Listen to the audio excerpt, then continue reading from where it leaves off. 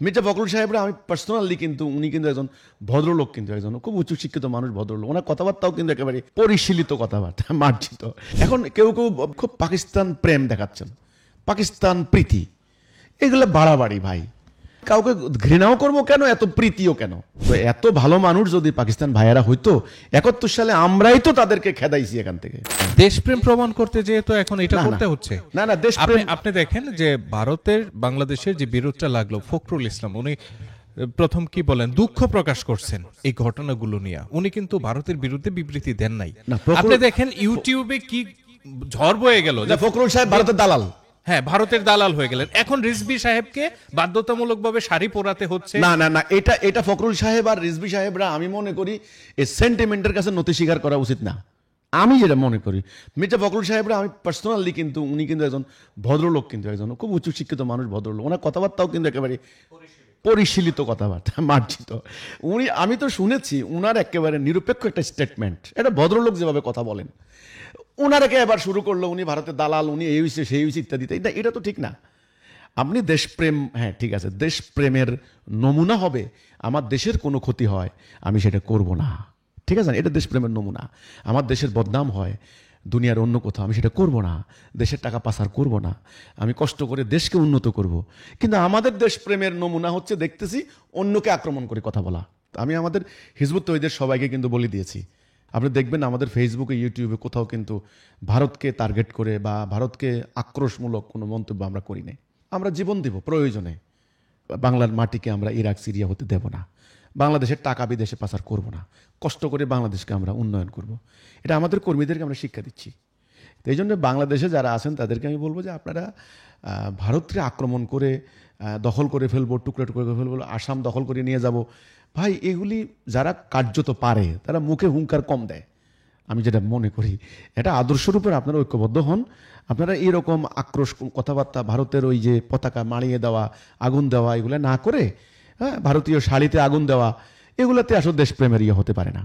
আর ভারতের যারা আছেন আমি তাদেরকে বলতে চাই যে বাংলাদেশের 16 কোটি 17 কোটি মানুষ একটা বাজার, আপনাদের ব্যবসায়ীদের একটা স্বার্থ আছে।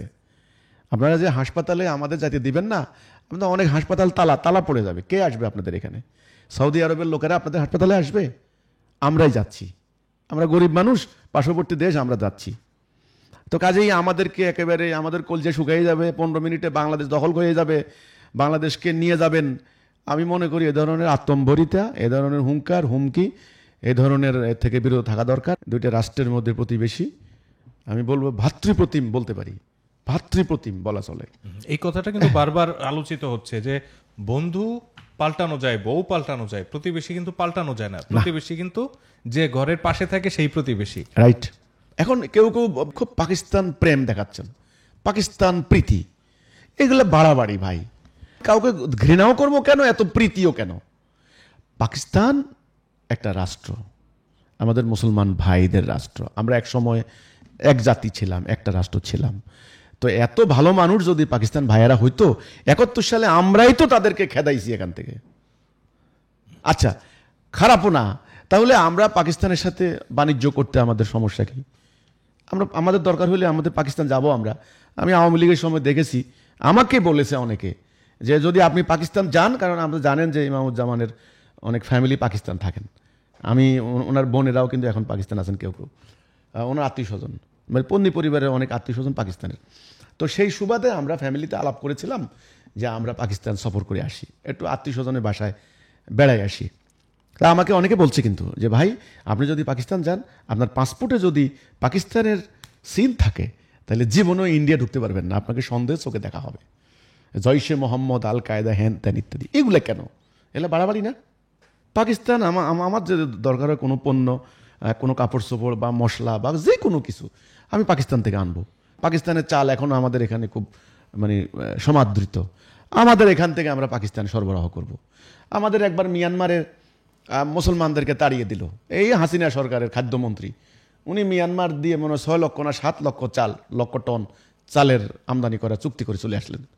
তাহলে দেখা যাচ্ছে মানুষের প্রয়োজনে শিক্ষা, স্বাস্থ্য, খাদ্য, অন্যান্য অনেক চিকিৎসা, এগুলির প্রয়োজনে আমাদের প্রয়োজনে আমরা আনবো, দেব, আমদানি রপ্তানি হবে, এক দেশ আরেক দেশের সাথে সম্পর্কিত হবে, রিলেটেড হবে।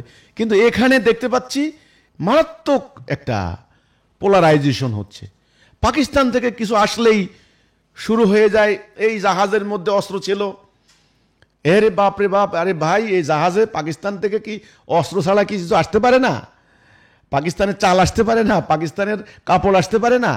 পাকিস্তানের তো লেহেঙ্গা আমাদের এখানে খুব সমাদৃত, অনেক কিছু, শাল পাকিস্তানের শল বলি আমরা, শল অনেক ইয়ে, হ্যাঁ সমাদৃত অনেক কিছু। কাজে একটা রেস্ট ছিলাম তো আমরা আগে, আমাদের এখান থেকেও আমাদের এই যে টাঙ্গাইলের তাঁতের পাকিস্তানে অনেক মানে সমাদৃত। কাজে আমার কথা হলো পাকিস্তান থেকে আসবে, আমরাও পাকিস্তানে দেব, ইন্ডিয়াতে আসবে, আমরাও ইন্ডিয়াতে দেব। কিন্তু মাঝখানে একটা মারাত্মক একটা ষড়যন্ত্র হচ্ছে, এটা আমি মনে করি এটা ধর্মের কোনো, এটা কোনো সম্পর্ক না, এটা ধর্ম না, এটা ধর্ম না। আমি স্ট্রিক্টলি বলতে চাই এবং আমি খুব প্রতিবাদ করতে চাই, ধর্মকে এটা এখানে আনবেন না। এখানে ইসলামের ব্যাপার না, এখানে সম্পূর্ণ একটা রাজনৈতিক, অর্থনৈতিক, বাণিজ্যিক একটা স্বার্থ। কোনো একটা গোষ্ঠী এলে কলকাঠি নাড়ছে, এদেরকে উস্কানি দিচ্ছে, ওদেরকে উস্কানি দিচ্ছে, এবার মারামারি লাগিয়ে দিয়ে এবার তৃতীয় পক্ষ এখানে দাবার গুটি চালবে। তা আশা করি ভারতকেও, ভারতের এই সংগঠনগুলি আপনারাও দেখবেন, আমাদের সংগঠনগুলিও আমরা বলবো যে অনর্থক অহেতুক অন্যকে অশ্রদ্ধা করে কথা বলার দরকার নেই। আমাদের ধর্ম এটা আমাদেরকে শিক্ষা দেয় না।